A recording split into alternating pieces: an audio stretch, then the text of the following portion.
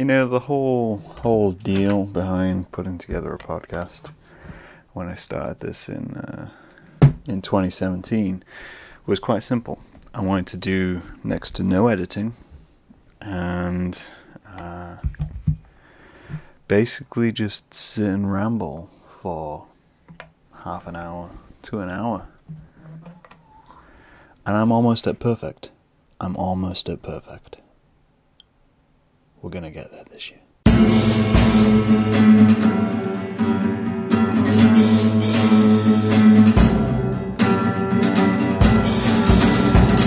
You may be wondering today why, if you're watching the video, I'm wearing extra cables today. That's because we are trying out a new setup. Well, not a new setup, but a setup.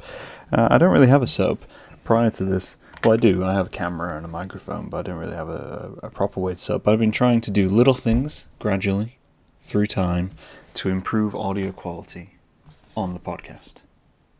That's as simple as I can repeat myself. So that's definitely happening. We are officially in 2020. Officially. Last year was unofficially in 2020. If you spent last year unofficially in 2020, that's a strange way to spend a year. Why would you be doing that? That doesn't make any sense. I could officially be in 2021 right now. But I'm not, because I'm officially in 2020. Which brings me to the podcast platitude. Oh, that's a good sound. That is a good coffee sound. It's also a bit weak, so I'm going to leave that a little bit longer. So this brings you to Yellow and Concrete 2020. Welcome. We're already an episode in. You've already seen the first episode. This is being recorded prior to that going out. But we are officially, it's January 1st. January 1st when we're recording this. Which gives you some context for the subject matter and how we're going to get through this podcast together in 30 minutes. First off, I want to ask how you are. I know I can't hear you, so I'm just going to assume you're doing well. I'm going to assume you survived through, otherwise, you wouldn't be able to actually listen to this podcast, which would be a little weird. We've already got off step, haven't we? We've already misstepped away from the subject matter. I'm recording a few of these today because I want to get into the rhythm again. I take December off. Why do I take December off? Well, I take December off for a few reasons. One, it gives me a break. I release 3 podcasts a month, and it's not particularly hard to do. One of the reasons I do it, but it just gives me December free. It just gives me that time to say, hey, you know what, maybe I don't need to sit here and do this every single week, and I don't need to find a guest and talk to them, and it basically just gives me a bit of reflection time as well. I think that's one of the other cruxes of the matter, is that's how we kind of levy the world up. But this is the new year. The new year, I don't find, the whole world finds, it gives you a lot of time for reflection, and I think December's great for reflection. For instance, my New Year's Eve, I didn't go out for New Year's Eve. I also didn't spend it with friends or family for New Year's Eve.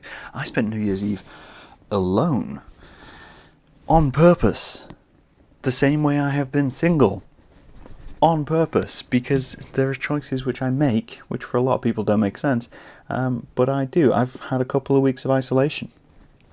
I enjoy isolation. I enjoy tucking myself away into my house, just having some me time, just settling down, going through a few things in my head, going, all right, what can we do now? Where are we at with these things? What is the point of these things? Who can I unfriend? I've done that today. It seems like such a cliche thing, but I go through Facebook and I unfriend people. I don't like having a lot of friends on Facebook, mainly because Facebook to me should be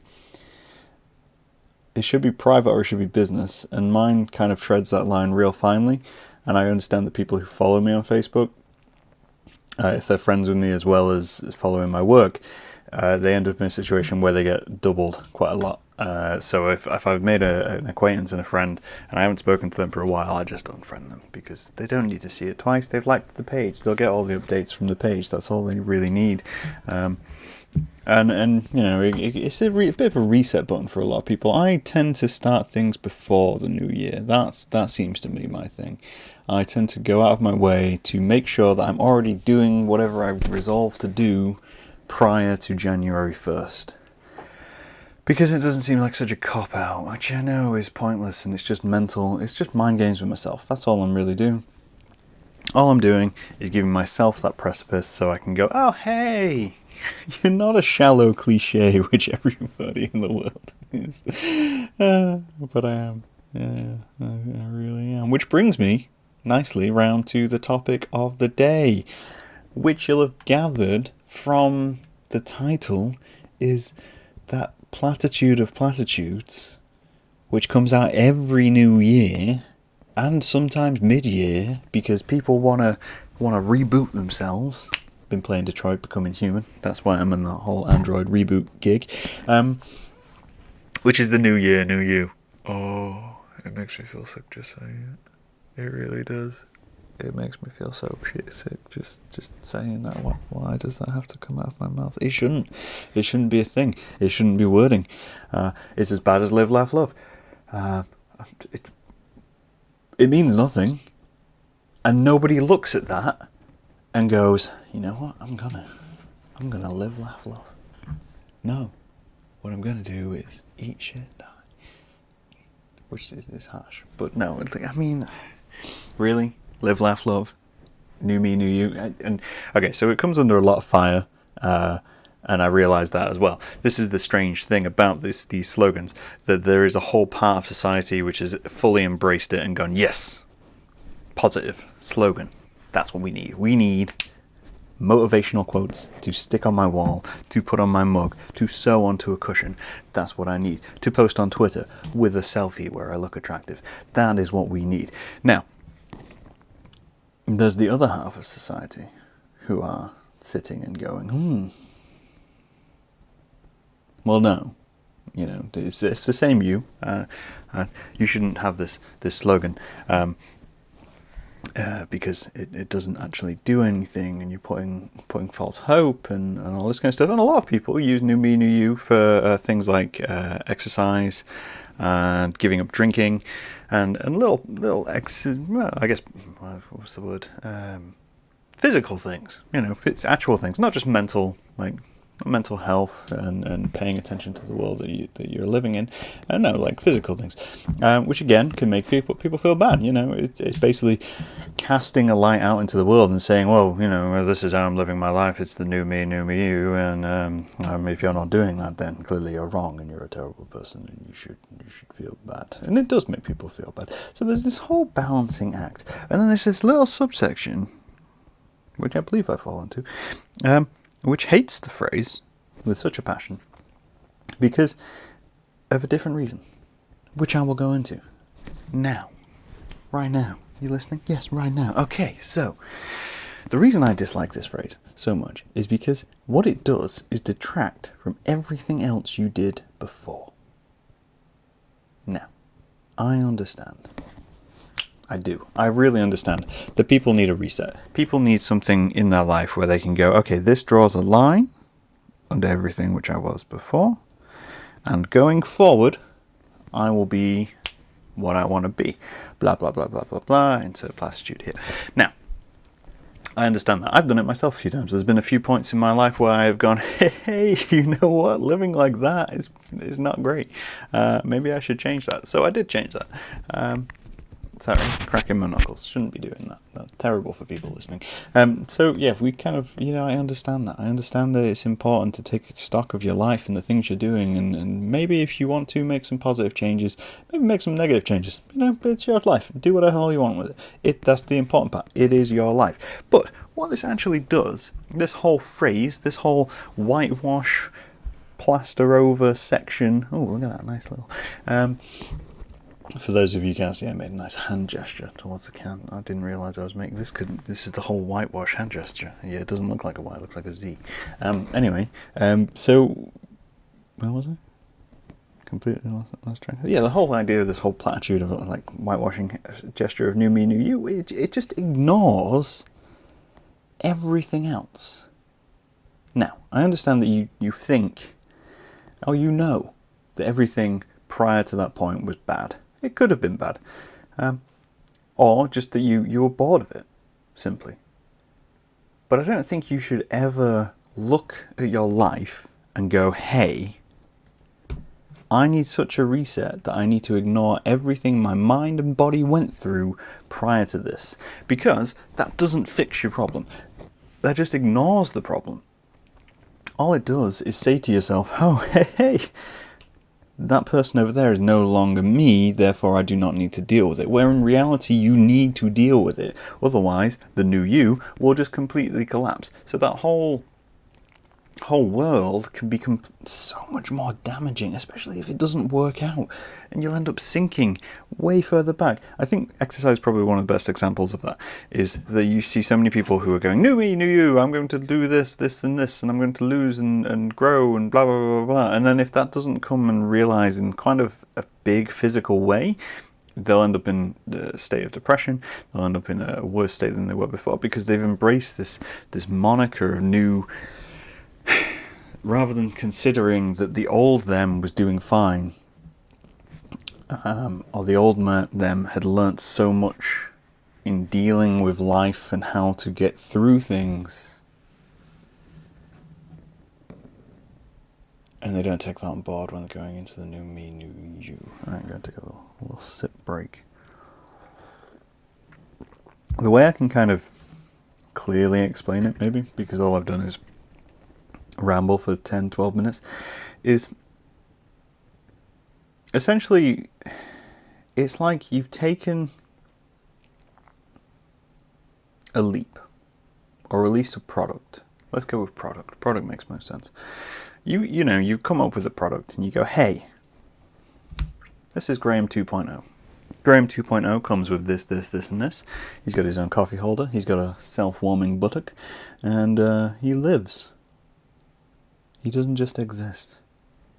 That's the new Graham. That's 2.0 Graham. He's available at a regular retail price of 99 pence a week. And we'll serve you coffee whenever you come to his house. New me, new you. Yeah. New year, new me. If I can get the phrase right. All that kind of stuff. Now, what Graham 2.0 doesn't take into account is that Graham 1.9 had 30 years of experience, had 30 years of finding out everything. 2.0 doesn't recognize the work put in to get to 2.0. 2.0 just jumps in, takes all the credit, and says, hey, I've got Graham 2.0. You want to get to know that guy? No, it doesn't recognize the struggle. So to speak, it doesn't take into that whole account that you did so much. You survived up to that point. You went through struggle. Yes, that is completely clear, and nobody is denying that in that sense of form. But you can't become a new person. You have to acknowledge that struggle is a part of your personality, and without it, you wouldn't be the 2.0 that you expect to be today. And that's essentially the breakdown of it. It doesn't mean when you say new you, it doesn't mean you can suddenly stop doing the things which you needed to do to survive, because those things are still going to be about. Those things are still going to be, rattling around in your brain. There's still going to be little triggers and little things which kind of crush you. And if you take a moment and you completely forget that, then you're just dooming yourself. And that's the danger. That's what I worry about. That's why I worry about people who embrace these slogans. The same with live, laugh, love. Who is going to look at that in a moment of terror or a moment of sadness and think, yeah, you know what? All things aren't so bad anymore. I don't have crippling debt. I'm not massively depressed. I haven't got these emotional turmoil in my life because I can live, laugh, love. It really doesn't solve anything. Essentially, it does exactly, I discussed a long while back, the whole thing of, there was what did I do? I did a vlog. Well, this is going way back. I did a vlog way back about personality types and songs which represent those personality types. And I did a comparison between Taylor Swift, Shake It Off, and Slipknot's The Devil and I. Those songs represent almost complete comparisons of how people deal with situations. Shake it off basically tells you to ignore the situation, let the trouble just roll away and continue on with your life, which isn't a bad sentiment, I will admit. But the devil and I tells you to fully embrace those negative things in order to build from those negative things, which again is a destructive behaviour, and it could not be considered a bad thing. But at the same time, shake it off. Ignoring your problems won't actually solve those problems. If you just shake it off, they'll just keep hurting. In fact, they'll probably develop into worse problems. And the devil and I, if you're going to deal with those things, you're probably going to be a stronger person for it. But it's those different things. It's different personality types. Live Off Love and New Year, New You is a complete shake it off. It is. It's a basic understanding and a phrase which doesn't really recognize what you've been through, and it doesn't consider that you evolve in personality, in shape, in form, and it really is kind of ignorant and insulting to your past. And I realize that if your past is bad, you may want to insult your past. You may want to look at it and say, hey, that was awful. Why are we doing that? So this is the new version, new season, new everything, because the rest of that was bad. Which, I can appreciate some people will want to do, but at the same time, new you just ignores it. You don't look at life and go, hey, I had this bad thing, and now I just don't have that bad thing. That bad thing never happened. Because it's just self-defeating. It's kind of internalizing it. In the same way, I don't think you should make your tragedy or make your struggle your personality. That's a whole other conversation. But it's that conflict. It's such an extreme, measured phrase that, especially advertising companies, again, I'm going to go on a rant about advertising, especially advertising companies, use because it's such a positive slogan. It's such an extreme slogan. It's basically the equivalent of saying, hey, end everything, start again. That's it. Throw everything out, start again. Just reset. Ignore all the bad. Just reset. No, because the bad thing you're throwing out is still no. You just reset. Just reset and get out of there. Because the world. Rather, this is the better way to do it, right? Okay, I'm just gonna throw this down like a gauntlet. And if someone wants to pick it up, fine. And I realize that this may not work for everyone. This may not, but this is how I've made it through to the point I have. If you're going to do a reset, don't wait for an arbitrary date to do it.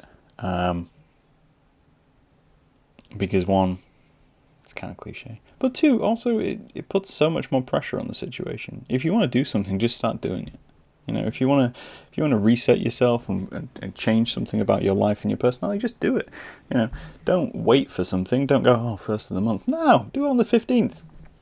Do it on 27th. Nobody cares. Just do it. Just do it when you. Don't tell anybody either. Just start doing it. Just get in that flow of going, all right, okay, I want to do more. I want to exercise more. I want to create more. All right, cool. Just start doing it. Just start doing it and start putting yourself in that pattern. Just indicate to yourself that you're going through that change.